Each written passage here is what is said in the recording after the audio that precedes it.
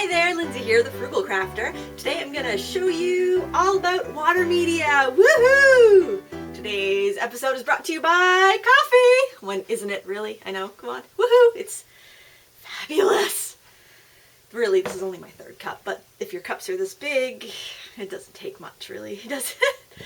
Okay, so I want to show you my awesome new rack for water media stuff. My friend picked this up for me at a local hospital. Their gift shop was closing, and this was like a little prayer card display or something. And I put my watercolor crayons in it, my gelatos, some of my watercolor pencils, and my water-soluble oil pastels. And I'm going to show you how you can make some little paintings using these, and I'm going to show you kind of some tips and tricks on using them. Another thing we're going to work on today, and if you don't have it, it's all right, but it's a great recycling thing. We're going to use mat board. You probably don't know this, but one of the many odd jobs that I do in order to live a crafty lifestyle is I do custom framing, and so I end up with all of these scraps of mat board, which is basically a slightly textured paper board with a it's white on one side and it's colored on the other, and it's really great for using these water pastels, water crayons. They work really well for this. I'm going to show you some fun little paintings that we can do, and then in an upcoming video I'm going to show you a really fun frame that we're going to make for these. So without any further ado, let's bring it down to the mat and do some painting. Alright, here we are down at the table. We've got a piece of mat board that I've cut down to about 5 inches by 5 inches, as well as a few watercolor crayons. And I've got one water-soluble pencil, and I'm going to show you a little trick here. Whenever I go to sharpen my watercolor crayons and my watercolor, the pencils that are a solid stick of color, I will just sharpen it with a blade, and I'll do it right over a palette and catch the shavings in one of the little wells. And that way, if I need a large amount of that color, I can just spray it with water and I'll have just a bunch of paint ready to go. So that's just a little frugal tip so that you can kind of make the most out of your supplies. You can make some nice water-soluble paint there. The watercolor crayons are a lot more like gouache than traditional watercolor because they're opaque. Same goes for the water-soluble pastels and gelatos. They're all much more opaque. I'm just going to get that debris out of the way. And I'm going to sketch on a design with my white pencil. You could use chalk to sketch it on. You could use a rubber stamp if you had a nice large design. You could use a rubber stamp. I'm just going to draw a poppy, I think, because poppies are kind of nice. They have big petals to work with. I'm hoping that shows up. I'm just going to draw a few petals here. Nothing fancy. Draw like a little bud and maybe a leaf. And with a little bud over there starting to open. And you know, it's a basic line drawing. I don't need any real detail at this point. Throw in another little petal there. I can't tell if I want it to be kind of a ruffly poppy or if I want it to be more of a plainer poppy, but you know, we'll get that'll be the gist. I don't really have a plan here. I couldn't find my my reference photos that I was going to choose a picture from, so I'm just kind of winging it. And I am going to start in with my watercolor crayons, and I'm going in with a nice rich red. This is called Ruby Red, and I'm just going to throw a little bit of that in the base of my petals. As you can see, I'm not being too careful about it. If you have, like, I know there's some big stamps by Stampendous where they have some really large flowers. It would be good for this. You don't want to have anything too tiny because it's going to be hard to get into too much small detail with these crayons. With my next orange, which is called Vermilion, so it's kind of like an orangey red, I'm slightly overlapping the color I already have there, and I am drawing it upwards. I'm using Caran d'Ache watercolor crayons. They're my favorite. I have used some other brands. I have not used the Stampin' Up! Ones. I reckon they're probably pretty good. I have used the Carrot Aquarelle crayons. They're decent. They're not as good as Caran d'Ache. I've used the Faber-Castell ones they're kind of marketed towards kids. They're They're all right. They're not that great. I've used the Sargent ones. Again, they're all right. Not that great. They're more for kids. If you're going to invest, I would recommend, if you're going to invest and these are a little pricey for you, I would try to find an art store that carries them open stock so you can just buy individually what you want. Here I'm adding some yellow at the top of the petals. And that way you can build your collection slowly over time. That's how I started off. And after buying a few and really liking them, they used to have half-stick collections, so you could get 15 half-size crayons for like $11, and that was nice. I don't know if they offer those anymore. But, you know, after I tried it out and realized that I really liked it, I went ahead and bought a set of 84. And back then, which is about 10 years ago, you could get a big set like that for about $60, and now it's probably more like $160. So you know, it can be a little expensive. These are very high quality artist crayons, so so they do cost more. So now what I've done is I'm just dipping. I've got a bucket of water here. I'm dipping my brush, a fairly firm synthetic tip brush, and I am gonna squeeze it with my finger and just pinch off the extra moisture. And then starting with the darks, I like to start with darks first. I always find I get a better blend that way. Starting with the darks, I'm actually just going to go around and just kind of add the water to the dark first, because it's going to stay wet. These are very creamy, so they do seem to stay wet a little bit longer than like if you were just wetting down watercolor pencil. And then I'm going to drag it up into the orange. Rinse off my brush because I don't want too much of the extra red staying. And then I'm going to kind of push my brush into the yellow and drag it down. And don't worry if your color starts to become transparent. We can lighten it up. I'm going to show you how to layer your colors in just a moment. I hope you can see that all right. You're just kind of pulling that yellow down on top of the red that you've already wet. And you're liquefying the colors here. You can see how beautifully they blend. They honestly look a little bit more like oil color than watercolor when you start to get the thick layers down because they are opaque. And I do occasionally need to rinse off the color because I get too much residual red on there.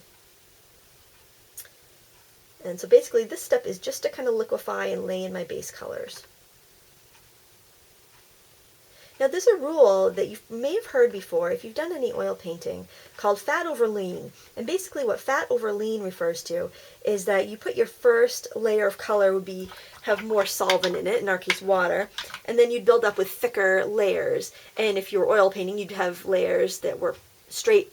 Your first layer would have like turpentine in it, then your next layer might be the straight oil paint, then your next layer may have some linseed oil in it. But the rule applies with our colors here very well because I can layer over my watercolor crayons with water-soluble pastels. And these are the Portfolio line by Crayola, and they're very inexpensive. You get 24 for about $8. I've seen them on Amazon for that price. They used to have them at Staples, but I haven't seen them at Staples for a long time. But they're just so rich and creamy, and they're just a dream to blend. And I'm going right on top. If you find it doesn't want to stick, let your picture dry. And I'm just I can almost do some impasto brush strokes here just by layering it. And this is I don't think these, oh, they are labeled yellow orange.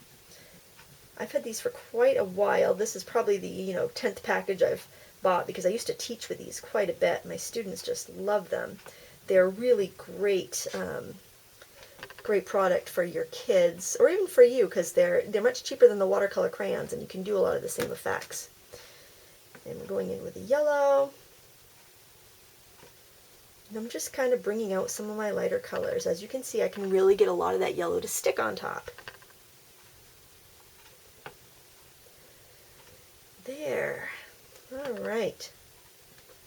Now, I might want a super duper highlight, and then I would go in with like a white pastel. And I'm just gonna, whoops, that's gray.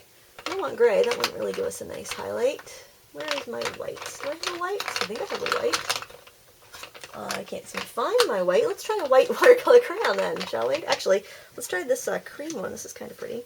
See if that will stick. Oh, it is sticking, so that's good. But you can see how it doesn't want to give up as much color as the pastel did.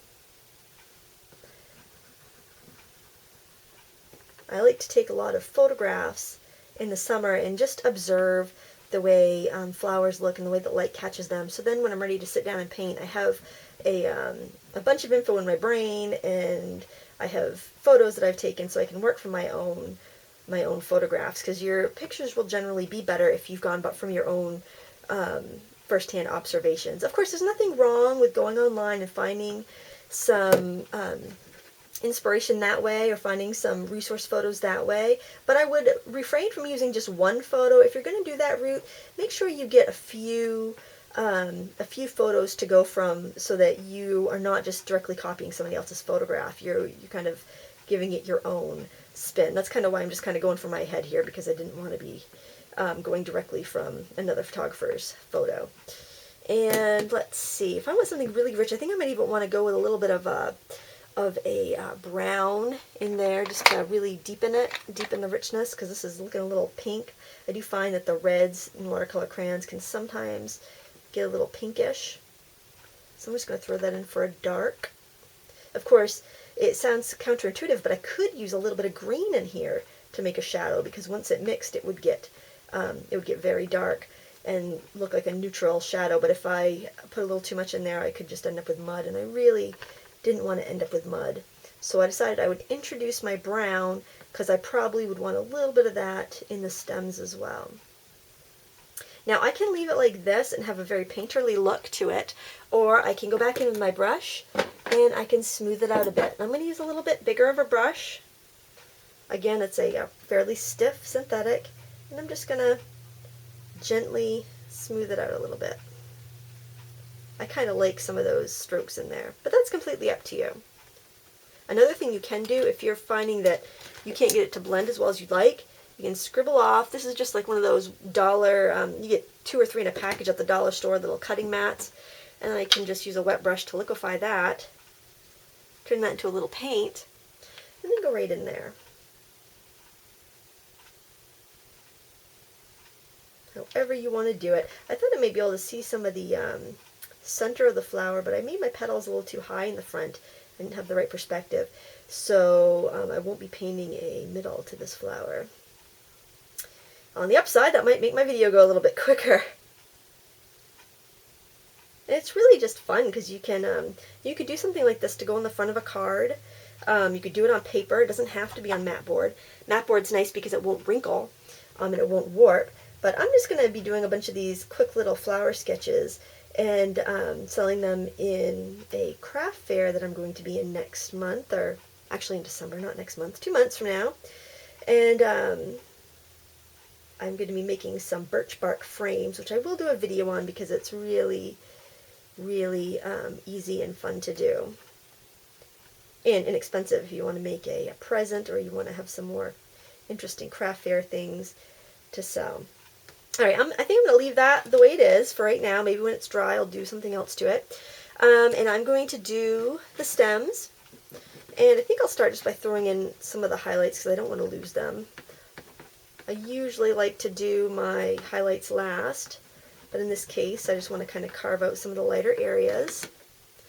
And my mid-tone, which is kind of this olivey green. Just quickly sketching it in. These little poppy buds almost look like snake heads. That's what they remind me of.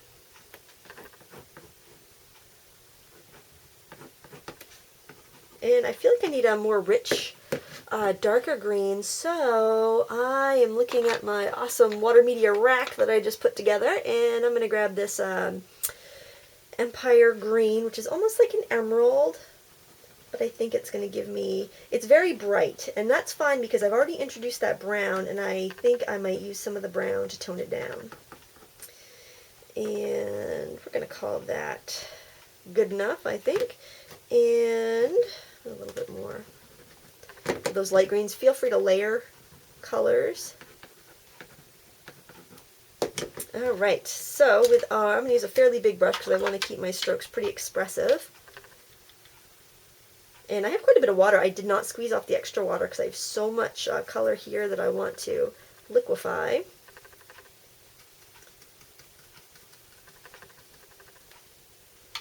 I'm just throwing it in. Hey, the furnace is on! Lo and behold, surprise of surprises. Wouldn't be a video without some unwanted noise from somewhere in my house. Kids are all at school, so it's got to be the furnace. Kids are all at school and the dog's outside, so it was almost a perfect plan. I'm going to switch to a smaller brush there.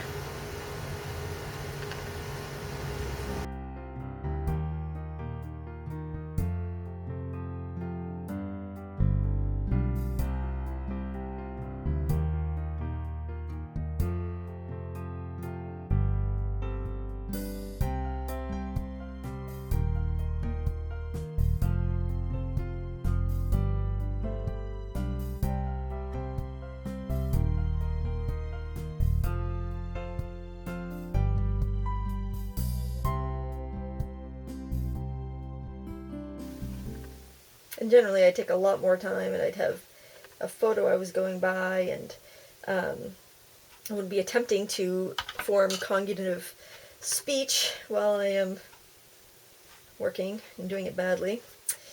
Drag some of this color, just kind of throw in some brush strokes. And you'll have some ones that don't turn out so well, and you'll have some that turn out pretty well. I'm not holding out too much hope for this one, but, you know, at least you're getting the gist of it. And then I think it might be kind of fun to spatter in some color. So I'm going to take some of the colors that I've already used and scribble them out and grab a toothbrush, wet the toothbrush, and just kind of spatter on some color. Spattering it really can fix a myriad of problems in your painting. And maybe just shake on some color, maybe some of this yellow, just to bring a little bit of kind of, maybe some red actually, some red and orange. Talk about throwing the baby out with the bathwater here. But you know what, that's a great thing. If you get to it's only a piece of paper, it's only a piece of scrap mat board. If you get to the point where it's just not looking the way you want it to, then, you know, splatter some paint on. What do you got to lose, right? And then you can dab. Let's grab a little sponge here since I don't have a paper towel handy. You can just kind of dab it off the main focal point if you don't want it there. You could stamp a bumblebee, something like that, to give it a little more interest if you like. I think that I'm going to add some highlights because I feel like I've really lost a lot of my design. So I'm going ahead and just throwing in some nice bright green highlights. And I'm going to throw, my hands are getting filthy. I'm going to throw in some more yellow, some cream. I really won't be able to tell if this is a decent picture until after I watch the video, sadly. And I think I'm just going to call that good. When it dries, what happens, I got to tell you about the painting fairy. What you do is you do your little painting, and you might be ready to gag all over it because it's and then you leave it alone, and you come back the next day, go out and have yourself a cup of coffee, and you come back, and lo and behold, it usually looks a lot better. I'm hoping that is the case with this picture because, I don't know about that. It's not my best work, but at least I got to show you some of the water media tools, how to use them. You might already have them, my storage solution. So thank you so much for watching. If you have any questions, please leave them on my YouTube channel or on my blog. I'm happy to answer whatever questions you have. And until next time, happy crafting!